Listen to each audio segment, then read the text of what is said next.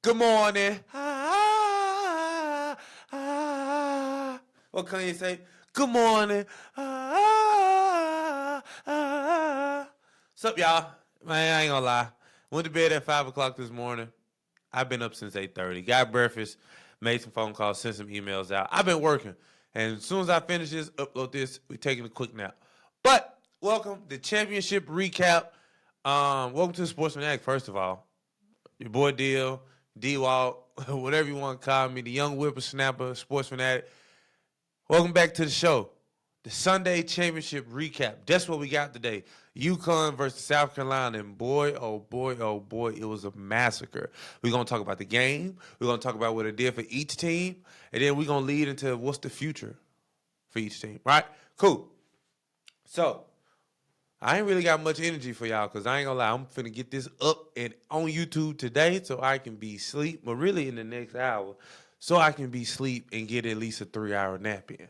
But 82-59 is the score, bro. And when I tell you UConn put belt to ass, they really put belt to ass. And that's the crazy part to me. It's not that I didn't expect them to put belt to ass. It's the fact that they did it in a more demoralizing fashion than the first time. That's the crazy part. They played them in February, and it was the same exact game. That's crazy to me. That is extremely crazy to me because it seemed like no adjustments were made, no counter moves, no lineup, nothing. Seemed like nothing changed. And, I mean, that's the reason for the similar outcome. So I can't even be mad. But Coach Gino, Paige, Azzy, Sarah Strong, Chin, Ice, Jaina, all of them, a wonderful, am I forgetting some names? What's my girl number 12? Ashlyn Shade. Big time. Big time. I mean, they played a beautiful brand of basketball. Let's be nerds for a second, right? The dribble handoff game was immaculate. I mean, South Carolina didn't know if they wanted to switch, they wanted the hedge, they wanted the double, they wanted the trap. They didn't know what they wanted to do. And you had Azzy getting to the lane. You had Paige getting to the lane. Shit, you had Sarah Strong diving to the basket off the handoff. Boom, 3-on-1. Or boom, she get it, swing around to the next corner on the weak side. Boom, tray ball Azzy. Tray ball Ashlyn Shade. Midi pull up for Patrick. I mean, they shot the ball on all three levels at a high clip. It didn't look that good in the first half. It was like 1 of 7, 1 of 8. What they finished from three? 4-17. Sheesh. Sheesh. 4-17 is not good. But South Carolina ain't do no better. And I guess that was the idea. Shit, we gonna put these threes so we miss a mate. And shit, I feel like I'm low. I'm like a kid. I feel like I'm low. But what did you expect? South Carolina does not shoot the ball at a high clip. When the first 5 minutes of the game, it seemed like South Carolina might score the most points they did all season outside of going against Tennessee Tech in the round of 64. But that soon faded away. I mean, the defense from UConn, Azzy Fudd had about 4 steals. She had 3 steals. 3 steals. And I'm telling you, she picked off a Wiley twice. She got like a strip away from Bree Hall, I think. I mean, she was playing an all-around game. That's why she got the most outstanding player of the tournament, because those last 3 games she just played phenomenally well. Boom, there you go. But Sarah Strong, oh my God, Sarah Strong. Girl, you is a problem. I want you to know that right now. Girl, you is a serious problem. Why you hooping like that? What John Wall tell Bradley Beal today? You hooping. You hooping. I ain't never seen you. I'm going to find that clip. I ain't never seen you hoop like this. She was hooping. I mean, she been hooping since the Sweet 16. 3 straight 20-point plus games. But she did in a big way against South Carolina. I mean, stretching the floor with that that three ball. Would love to see her develop a mid-range game, a post game, because she's really like a big wing, or small ball five, like that Draymond-esque type of feel. That's what I get from her body shape, but her skill level is beyond her body. She can, if she was 5'5", I'm pretty sure she'll still be good. She is a talent. I mean, she knows how to work the dribble handoff perfectly with Paige and with AZ. She knows how to just be at the right spots. And her tenacious rebounding is phenomenal. She had, 17 boards? 15 boards. 15. I got my iPad charging right here. That's really why I keep looking down. 17 boards?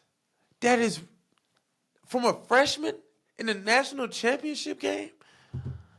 That's ridiculous. That is simply ridiculous. I mean, there's nothing that South Carolina really could have done besides shoot the ball well to stop them from losing by 23? Yeah, 23. So, I don't know, man. But South Carolina, Don, you need to hit in that portal. You need to get that portal, Buki. But, yeah, that's what you need to do. Word on the street is Tanaya Latson. Friends with Malaysia Fawali, friends with Raven Johnson. But who knows which South Carolina is? Malaysia Fawali, I get everybody's emotional. They were heartbroken. They, gut punch, whatever you want to call it. They hurt because Malaysia, like, she got some thinking to do because she don't like being put on the bench like that. I'm sorry. Malaysia Fawali is too good to be sat on the bench like that. You can tell she was definitely overthinking that game on Sunday. She was definitely overthinking. Don wanted her to play a certain way, and honestly, she's not built like that. Bro, every player is not going to be good at defense. Why do you think James Harden was James Harden all those years in Houston? Why do you think Luka Doncic was Luka Doncic all those years in Dallas? Because they had the players to play defense for them. In basketball, you have a role. LeBron has a role. James Harden has a role. Dorian Finney-Smith has a role. Rui Hachimura has a role. Bilal Coulibaly has a role. Jalen Green, Fred VanVleet, Dylan. Everybody has a role. Malaysia Fawali's role is to get buckets. When you have an offensive talent like that, you can't keep submerging them on the bench. You can't. You cannot. That's not a recipe for success long term with a player of that caliber. You can't do that. So, and I said it a couple weeks ago to my friends. I was just like, I wouldn't be surprised if Fawali hit the transfer portal. I wouldn't be surprised because I know everybody's like, yeah, you got to buy into the system, buy into the system. Nigga, is the system going to buy into me? Let's just keep it a bean. Is the system going to buy into me? And I feel Fawali. I really do, especially when you're a rhythm player and she was turning the ball over. She just wasn't making her shot. She did cook up a little late with the butter at the end, but it just wasn't the same type of effect because they was already down 25. And Raven Johnson, she said, she had kind of already made her decision, but after this loss, she, her decision kind of changed. So my assumption is that she was declaring for the draft. My personal opinion, think she's a great, phenomenal player. Phenomenal been my word today. I don't know why. Phenomenal player, right?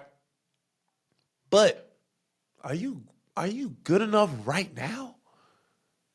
You can't create your own shot. You can't catch and shoot. We've seen you be this point forward-esque, this Dejanay Carrington-esque, more ball handling, just to bring the ball up. I'm confused on what's her role besides playing defense and being that tenacious player.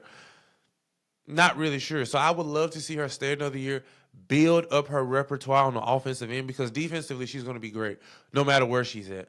I have no lack of faith in Raven Johnson when it comes to the defensive side of the ball. All my questions come from the offensive side. So I would love for her to come back one more year if she decides to.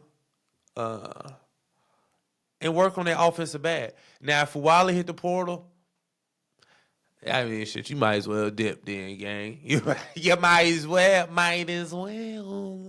I mean, I don't know. But like I'm saying, I've been hearing Tanaya Latson play with Malaysia. She played with Raven. They cool. Taniya's in the portal. South Carolina needs a dominant scorer. Ring, ring, ring, ring, ring. Taniya Latin, how much do you want? I'm saying, Don, you such a good recruiter. This is probably the piece that you need to get you back in contention just for next year and build on what you, because you don't have no scoring options. You need to go get you a score in recruiting this year, especially if you can't get Taniya Latin. So that's my idea. UConn, AZ's coming back. Sarah's coming back. I seen they sign a guard. I want to say from IMG Academy. I want to say it's from IMG. I'm not really sure, but I did sign a top guard. So I'm confident they'll be back in the same position next year because AZ's going to take the place of Paige. Sarah's going to do what Sarah does, and then the freshman is going to come in and make up the rest. Make up the rest. And once you got a healthy big three and you just got decent pieces around, look at that. I get a text from Cam.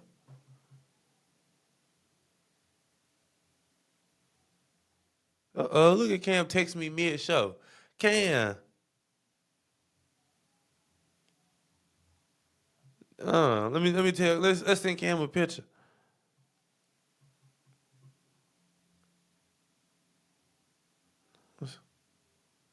Let's send Cam a picture. But yeah, and I seen something pretty cool earlier today, late last night. Gigi would have been a freshman at UConn right now because I guess that was her decision. She was gonna play at UConn regardless. So I'm curious as to what that would have been like. Actually, I think that would have been actually cool to see. Gigi would have been a freshman on this team. Then she come back. So it would have been Gigi, AZ, Sarah, and another. Yeah, that's nasty. Gigi Bryant. Oh, Gigi, that would have been beautiful. R.I.P. Kobe and Gigi, man. R.I.P. Bean and Gigi, bro. Dang. That kind of just hurt me low key. Dang. Gigi would have been hooping on this team, bro. I know she would have. I would have been a big fan of Gigi Bryant. I'm already knowing, bro.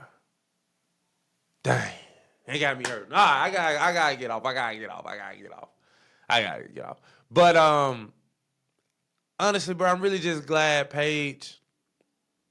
I'm really just glad that she ended her collegiate career the right way, man, with that jewelry on her hand. And then, if you like it, then you gotta put a ring on it.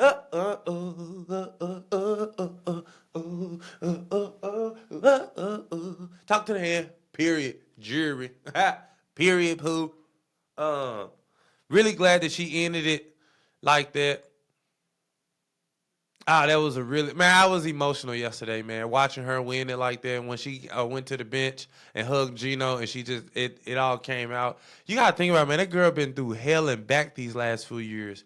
2 ACLs, lost in the national championship against South Carolina in 2022, lost in the Final Four. Like, she's been right there every time. And it would have been a shame to see such a great player like Paige Beckers in such a cultural program like the University of Connecticut and not have a national championship attached to her resume. Think about it. Sue Bird, Diana Taurasi, Maya Moore, Breonna Stewart, Paige. Yeah. And Paige. Because they got 11. Breonna got 4. Yeah, the Stewart. Yeah. That's about right. All of the greats have jewelry attached to their name. Paige Beckers immediately goes to the bottom of the list because she doesn't have jewelry. Then that Caitlin Clark versus Paige Beckers argument would have been ridiculous if Paige did not get jewelry. Oh, my goodness. The conversation between Caitlin Clark and Paige Beckers would have been ridiculous if Paige did not win this season. They would have been like, well, Caitlin Clark, they pulled out the points. They would have pulled out, rah-da-da-da-da-da-da-da-do. So it would have been a nasty conversation to be a part of. I'm not going to say which side I'm on because I'll be damned if y'all put me in that canceled boat. Y'all ain't finna cancel me. I love both of them. I had my CC shirt on yesterday. CC, they want me to break it down. CC, they need me to break it down. Go ahead and break it down. We should just said the things I said is true.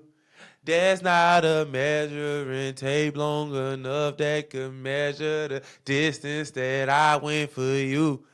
Please don't make me. Please don't make. Hey, that's Drake. That's Drake. That's Drake. That's Drake. I'm glazing. I'm glazing. But I got my Fever sweatshirt on too because I went to the her inaugural home debut, whatever you want to call it. I went to the debut, so I had to throw on my CC sweatshirt, Fever sweatshirt. But I'm excited to see what goes on the next level for Paige Beckers and the rest of the great women that played in this WNBA season.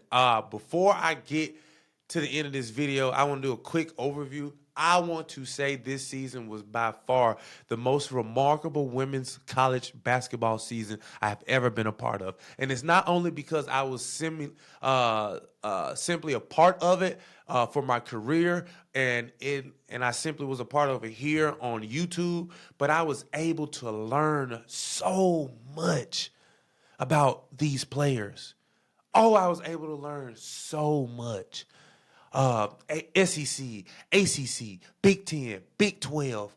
I even watched I was part of the ASUN. I was a radio broadcaster for the ASUN. So I was watching 6 conferences weekly. I know so many players. And bro, when I've learned players and build that core connection, that core memory of a player, I'm forever good. Last year it was Deja Fair for me. I found out who Deja Fair was, and I still believe to this day she deserves to be on the WNBA team. So if she's not on the Valkyries, it's going to be a problem. It's going to be a serious problem. I ain't even comb out the beard today, y'all. I straight out the bed, got breakfast, came here. I looked at myself and I seen I ain't come out the beard. But Deja Fair, I need that. I want the Syracuse jersey, but I definitely take the W junk though. I want the white Syracuse or the orange. I don't care either one. But I've learned so much. And there were so many superstars this year. Haley Van Lith, George A. Moore, Flau'jae, Anissa, Paige, Azzi, Sanaya Rivers, Isaiah James, Zoe Brooks, I'm blanking. It was Deja Lawrence. You had Michaela Blakes, Camille Pierre, Sirachinu, KK Deans, Maddie Scott, Juju, Watkins. What's my girl from Cal? I'm blanking from Cal, and the other girl from Michigan State. Kiki, Lauren Betts, Gabriella Jaquez. Just those are just names I can think off the top. Clara Strack, Coach Kenny. Just what's Spencer Jasmine Spencer from UTK. So many. I can go on, bro, and that's just off the top of my head. And those are the big players I can think of. So many players. Mary Berry, Nyla Harris, Utsby, Reagan Richardson, Toby Fournier. I could just keep going as the names go on. I've learned so much this year, and it has honestly been remarkable for me. I'm extremely excited. I'm extremely excited about the future of women's basketball, the future of college women's basketball, the future of professional women's basketball, because this is it. This draft and then this next class will be the tone setters of how it will look for the next 5 years. That's what I completely believe. The way the game is taking off, if you paid attention to any of the promos before the game actually started, the footage that they were getting, the way that they market these young ladies was just phenomenal. And that is what I love to see, the growth of this game. Not basketball, but the women's basketball. I am excited to see the growth. I'm excited to watch the WNBA. And y'all, I'm telling y'all, my iPad at 5%. I'm telling y'all, with this draft coming up, the WNBA season coming up, then we transition right into college basketball again. That's that omelet.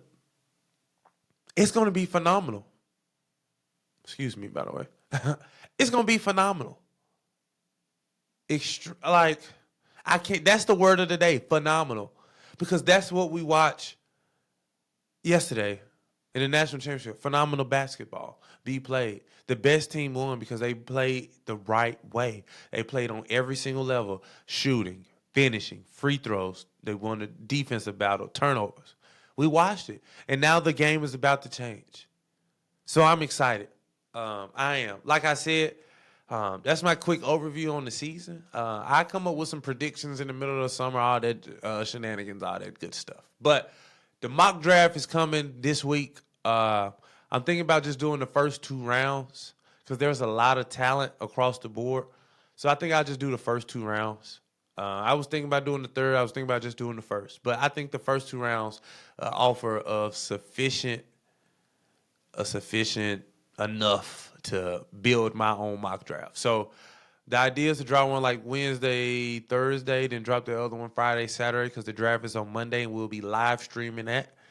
So y'all tap in, and then it's a bunch. It's a bunch. But that's really all I got for y'all, man. I appreciate y'all for listening, watching, whatever you do.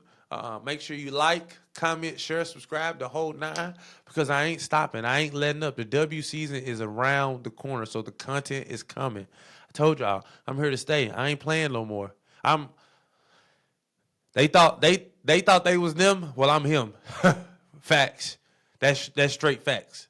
They thought they was them, but I'm really him. Come on now. But that's all I got for y'all, man. It's been real. It's been the Sport Fanatic. Your boy Deal, your boy D-Wall, whatever you want to call me, the young whippersnapper. And I'm out of here. Flip. Fa. Let me stop. But UConn got that jury.